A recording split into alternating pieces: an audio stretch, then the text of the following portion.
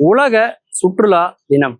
உலகத்துல பல நாட்டு மக்களுக்கும் இந்த கண்டத்துல உலக நாடுகள்ல என்னென்ன அதிசயங்கள் இருக்கு அப்படின்னு மற்ற ஊர்கள்ல இருக்கிறதான் தெரிந்து கொள்ளணுங்கிற ஒரு ஆர்வம் இயல்பாவே மனித இனத்துக்கு உண்டுங்க. அதனாலதான் வேட்டைக்கார சமூகமா இருந்த நாம அடுத்து வேளாண்மை சமூகமா மாறி அப்படியே பரிணாம வளர்ச்சி பெற்று இன்னைக்கு நம்ம வந்திருக்கோம்.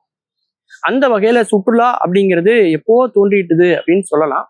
ஆனாலும் உலக சுற்றுலா தினம் அப்படிங்கிறதுக்கான விதை எப்ப விழுந்தது அப்படின்னு பாத்தீங்கன்னா, யுனைடெட் நேஷன்ஸ்ல இருக்கக்கூடிய உலக சுற்றுலா அமைப்பு சொல்லக்கூடிய வேர்ல்டு டூரிசம் அந்த அமைப்பின் சார்பாக 1979 மற்றும் 80 தான் அதற்கான முதல் விதை விழுது. அதாவது 1980 முதல்ல அப்பதான் டிக்ளேர் பண்றாங்க உலக சுற்றுலா தினம் அப்படின்னு. ஆனா அதற்கான விதை பாத்தீங்கன்னா அதுக்கு ஒரு 10 வருஷத்துக்கு முன்னாடி 1970 அதற்கான விதை விழுது அப்படின்னு நம்ம சொல்லலாம்.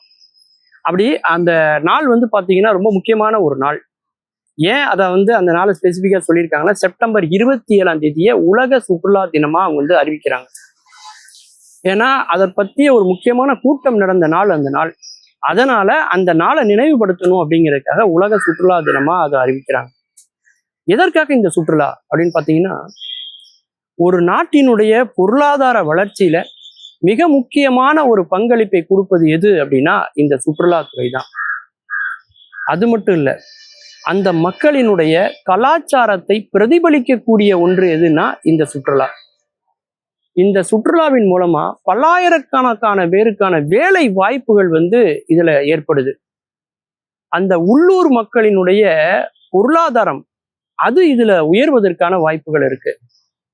அது மட்டும் இல்லாம வேற்று நாட்டவர்கள் நம்முடைய நாட்டுக்கு வருகிற போது, நாம பிற நாடுகளுக்கு போகிற போது அந்த ஊர் மக்கள் அவங்க பேசக்கூடிய மொழி, அவங்களுடைய கலை, கலாச்சாரம், பண்பாடு இதையெல்லாம் தெரிந்து கொள்கிற போது ஒரு நாட்டை பற்றி இன்னொரு நாடு புரிந்து கொள்வதற்கான வாய்ப்புகளும் அவங்களுக்கு அமையுது. அதனால மனித குலத்துல ஒரு போர் ஏற்படாம ஒரு சமாதானத்தோட போவதற்கு, ஒரு நாடு இன்னொரு நாடோடு நட்புறவை ஏற்படுத்துவதற்கு, ஒரு நாடு இன்னொரு நாட்டோடு வாணிக தொடர்பை ஏற்படுத்துவதற்கு அப்படின்னு பல வழிகள்ல இந்த சுற்றுலா ஒரு மிகப்பெரிய ஒரு பங்களிப்பை செய்து அப்படின்னு நம்ம சொல்லலாம்.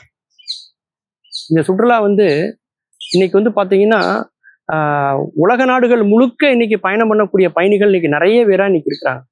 எல்லாருமே ஒரு மன அழுத்தத்துல இருக்காங்க. அப்போ குறைஞ்சபட்சம் நாம ஒரு பக்கத்துல இருக்க ஊருக்காவது போகலாம், இல்ல பக்கத்து மாநிலத்துக்கு போகலாம், இல்ல பக்கத்துல இருக்க நாடுகளையாவது நம்ம சுத்தி பார்க்கலாம் அப்படின்னு அவங்கவுங்க பட்ஜெட்டுக்கு தகுந்த மாதிரி இதை செலவு பண்ண இன்னைக்கு துவங்கியிருக்காங்க. உலக சுற்றுலா அமைப்பு ஏன் இதை முன்னெடுத்து கொண்டு போறாங்க அப்படின்னா, இன்னைக்கு உலக அளவுல எத்தனையோ துறைகள் இருக்கு. அந்த துறைகள்ல இன்னைக்கு முன்னணியில இருக்கிற முதல் துறை எது அப்படின்னு பார்த்தோம்னா சுற்றுலாத்துறை அப்படின்னு சொல்றாங்க. என்ன காரணம்னா, ஒரு மிகப்பெரிய துறைகள்னு சொல்லக்கூடிய ஒரு 5 துறைகளோட நேரடி தொடர்புல இருக்கிற துறை எதுன்னு பார்த்தீங்கன்னா இந்த சுற்றுலாத்துறை தான். போக்குவரத்து துறைன்னு நீங்க எடுத்துக்கோங்க. அது சாலை மார்க்கமா இருக்கலாம், அல்லது வான் மார்க்கமா இருக்கலாம், நீர் மார்க்கம்னு சொல்லக்கூடிய கப்பலா இருக்கலாம், இப்படி எங்க வேணா இருக்கலாம். அது ஒரு மிகப்பெரிய ஒரு இண்டஸ்ட்ரி இல்லையா? அது மட்டும் இல்லாம உணவகங்கள், உணவு அப்படிங்கிறது ஒரு மிகப்பெரிய ஒரு இண்டஸ்ட்ரி உலகத்துல. நம்ம பயணப்படக்கூடியவர்களுக்கான உணவு, அதற்கான ஹோட்டல், ரெஸ்டாரண்ட் அதுங்கிறது ஒரு பெரிய ஒரு இண்டஸ்ட்ரி. அது மட்டும் இல்லாம தங்கக்கூடிய ஓய்வு அடைகள், கேளிக்கைகள், உல்லாச விடுதிகள், சுற்றுலா தலங்கள் அப்படிங்கிறதெல்லாம் பார்த்தீங்கன்னா உலகம் முழுக்க ஒரு பெரிய ஒரு துறையாக இது இருக்கிறது.